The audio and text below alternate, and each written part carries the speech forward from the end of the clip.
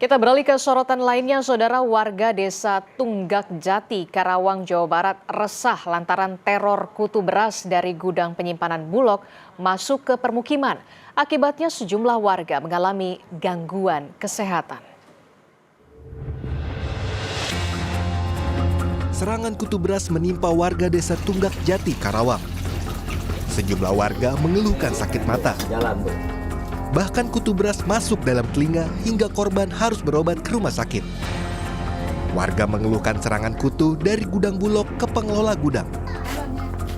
Misalkan kita jalan itu ya ke depan, kutunya itu banyak banget. Terus anak saya juga ya dampaknya, anak saya tuh matanya pada bengkak. Terus ya, saya laporan ya, tapi tidak ada tanggapan gitu kan. Banyak kutu beras itu.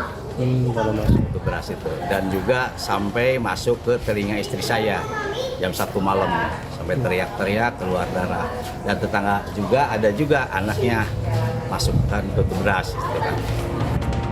Atas kejadian yang menimpa warga, pihak Bulog melakukan upaya pemberantasan hama gudang terpadu. Direktur Operasi Perum Bulog juga menyampaikan permintaan maaf pada warga yang terdampak serangan kutu beras.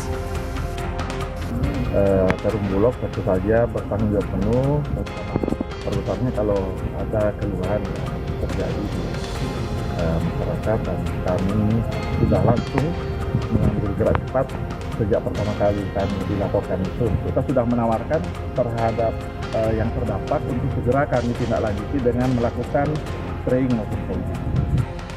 Meski diserang kutu beras, Perum Bulog menjamin kualitas beras yang didistribusikan tetap aman.